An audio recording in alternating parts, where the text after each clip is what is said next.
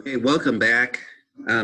This semester we're starting a new unit. Our first unit is a unit on motion, and we're going to be talking about Newton's laws, motion, speed, how things move, how to determine if something is moving, which seems kind of obvious at first, like, well, you just look at it and you decide it's moving or it's not moving. Sometimes it's not always quite that easy. So the first thing we're going to really jump into is motion. And it's described as motion happens when an object changes position relative to a reference point. A reference point is really important. So for example, if I ask you, like, is the classroom moving? Well, most of us would say no. It really kind of depends. If I say, well, are we moving compared to the sun? Well, then, yeah, we would be moving because the classroom and the school and everything is on the earth, and the earth is moving compared to the sun. It's moving around the sun and it's rotating and it's spinning. So it's definitely the classroom's moving. But if I said, is the classroom moving compared to the tree or the railroad tracks across the street or outside? And no, we're not moving compared to that. The class is going to be in the same place in the morning as it is in the afternoon. So that reference point is real important. The reference point is a place or an object used for comparison to determine if the object is in motion. It's a place we compare to ourselves to decide if we are in motion or moving. So, you know, another example of this is like if you're sitting on two buses and they're right side by side, and the one next to you starts to pull away. Sometimes it feels like your bus is rolling backwards or something. And that's because you're comparing yourself to that other bus. So compared to that other bus, it seems like you're moving. And since it's moving forward, sometimes it can feel like you're moving backwards. When you're sitting in a car, driving along, all the things in the car, the dashboard, the steering wheel, everything, they don't move compared to you. They stay right in front of you and in the same place.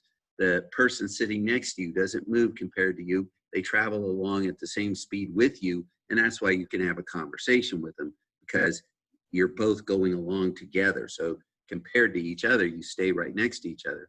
But if you look outside the car, then yeah, you're moving compared to the things outside the car, like a sign at the side of the road. Okay, we assume to be stationary or not moving for the reference point. Okay, now this is not really necessarily 100% true. Everything in the universe, like the Earth, is moving.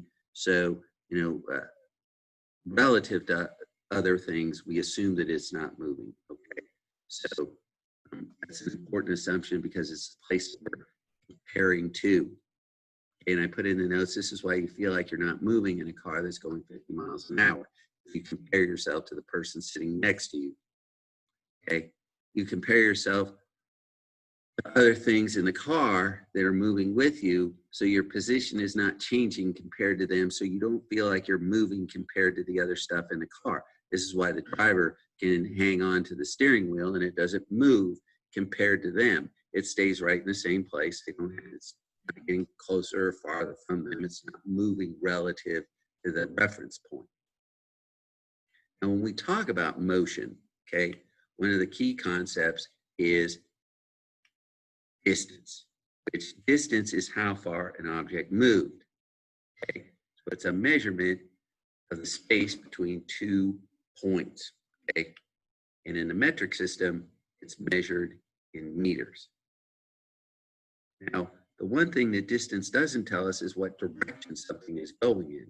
So if I said, well, I left the Louisa County Middle School and I went 20 miles, I could be anywhere 20 miles from the school. I could have gone north, south, east, west. You wouldn't be able to find me. Okay, I'd be on a circle someplace 20 miles from the school. So key to the concept of motion is saying which direction it went. And this is defined as displacement. Displacement is how far an object moved, which is the distance, plus what direction it went in. Okay, airline pilots care about displacement to know where they are going, not just how far. Now there's a little clip that I want us to take a look at on relative motion, which is what we were talking about here, because you're moving relative or compared to the reference point. Reference points are used all the time to see if things are moving. Right now we have a large hill in the background. If we want to know if any cars are moving, we can compare it to that large hill in the background. Okay, so the lady is moving compared to that large hill, but she's not moving compared to the other things inside the car. That's why she's able to hang on to the steering wheel and talk to us.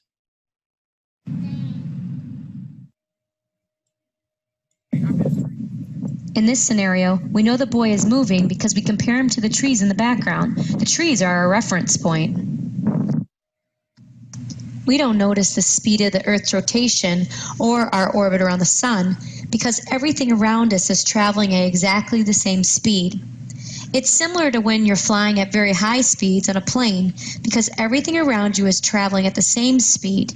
You don't notice how fast you are going.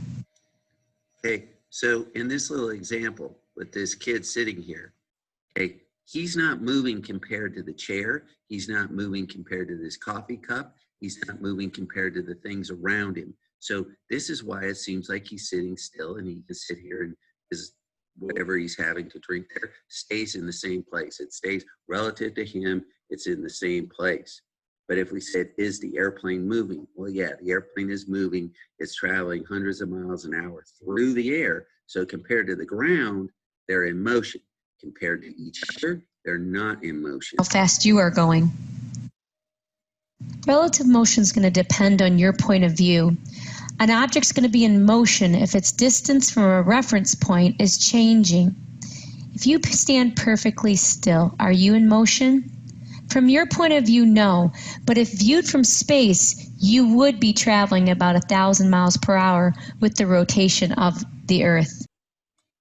Okay, so that little video clip gave us some visuals on relative motion and how motion depends on what you compare yourself to. Okay, now when we talk about motion and the car was moving, one of the key concepts that we're going to be talking about this year is speed. And speed is the distance an object travels per unit of time.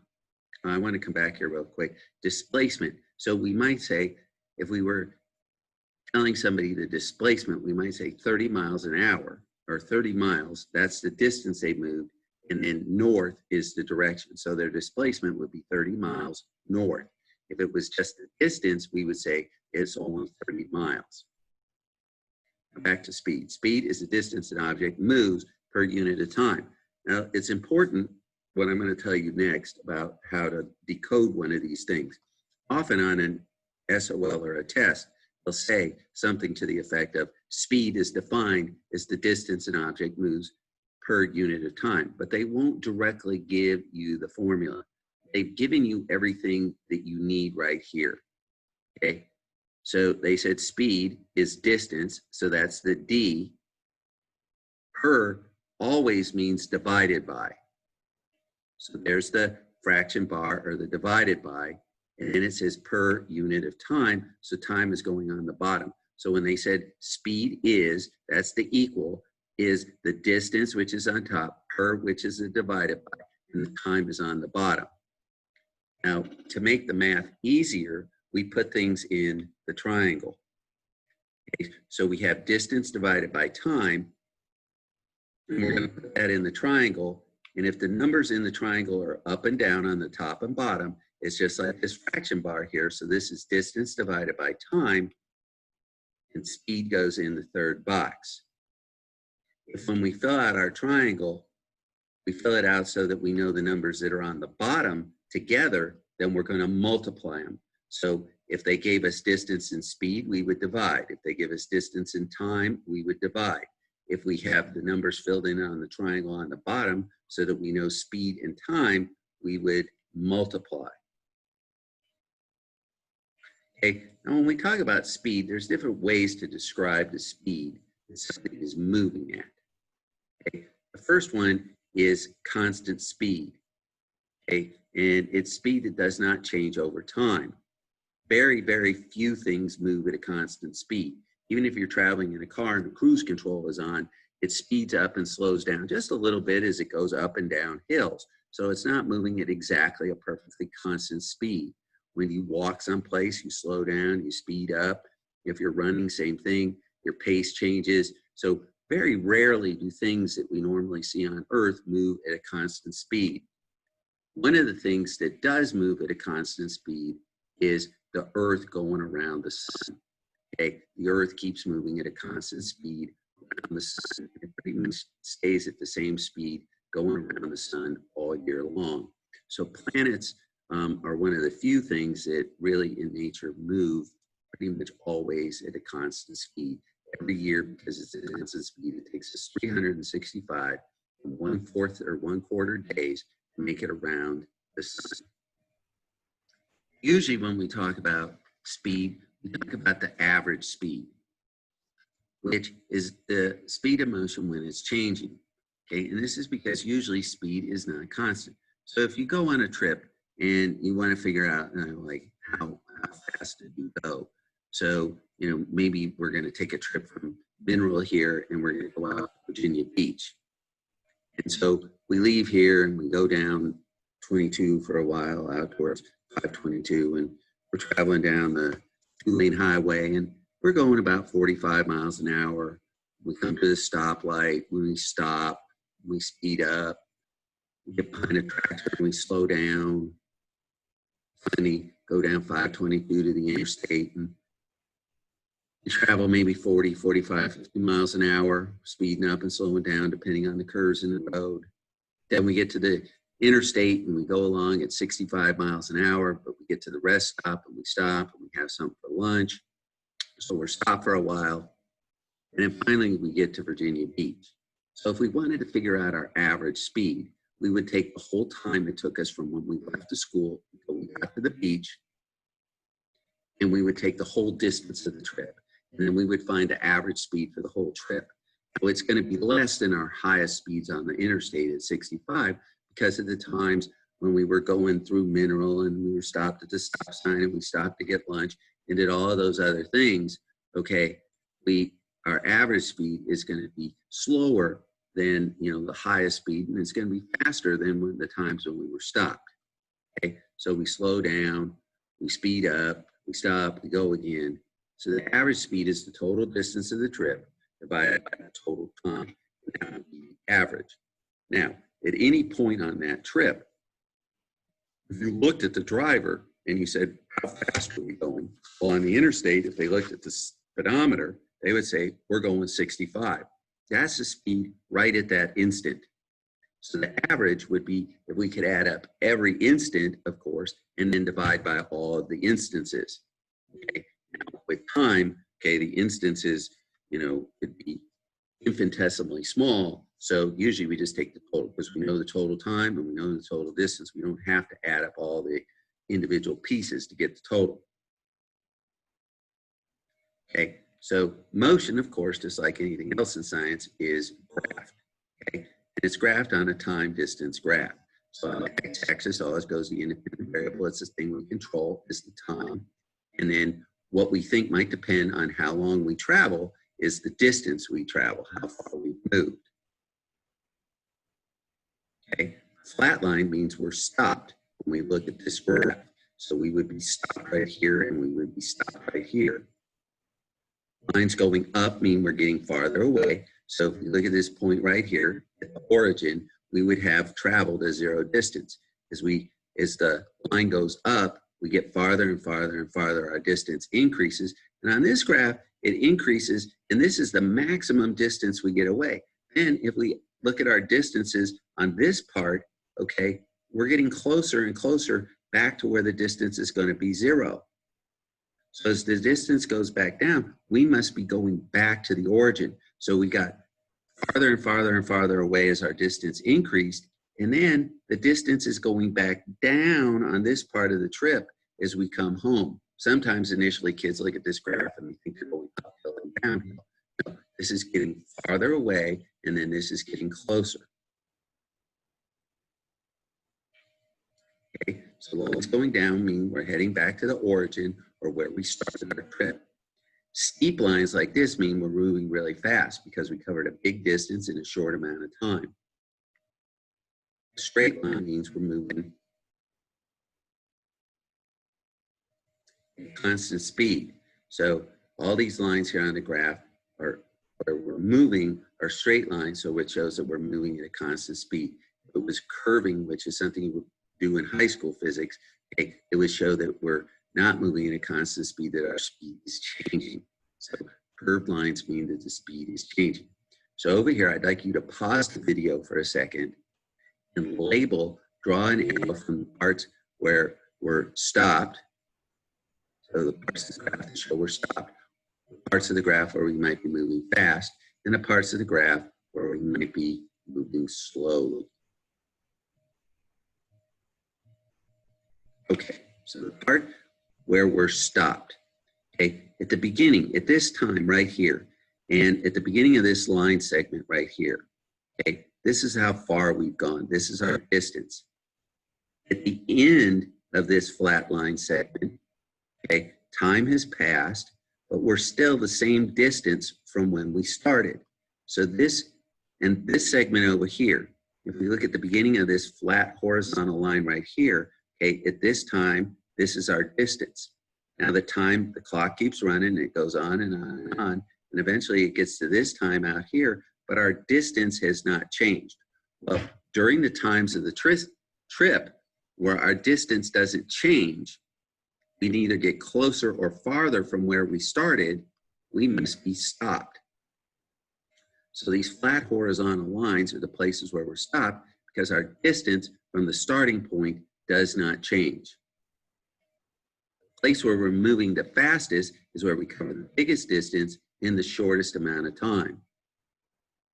We're also moving pretty fast along these lines here. Where we're moving the slowest is where it has the shallowest slope. We move the least distance in a long amount of time. Part of the trip where we're going is the part of the trip where the distance, okay, is increasing and we're getting farther from where we started.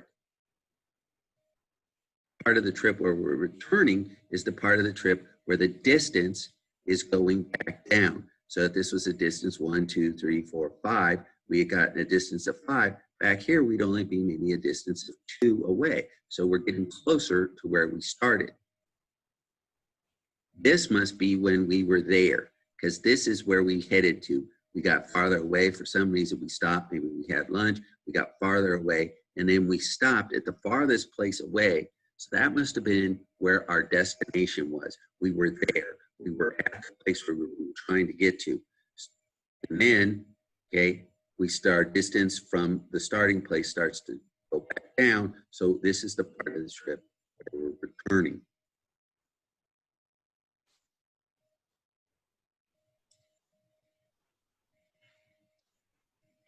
Okay, velocity is the speed and direction of an object. So it tells us how fast an object is going and also what direction it's going in. Okay. So it's calculated the exact same way, speed, except you include the direction as well. So when we calculate velocity, we would come up with an answer of 40 miles per hour north. So when we calculate velocity, it's really the displacement, which is distance and direction divided by the time. So we get the component of direction in our answer. So velocity is really important, particularly like for airplane pilots and whatever, because they want to know not only how fast they're going, but what direction they're going. Or if weatherman is looking at a storm, they won't want to know just, is the storm moving 20 miles an hour? What direction is the storm moving? And they need to know the velocity, so they need to know if it's heading towards us or away from us, or it's going to go around us. And we're going to stop here, and I want you to answer these questions on your own to section 1, and we'll pick up here next time when we come back.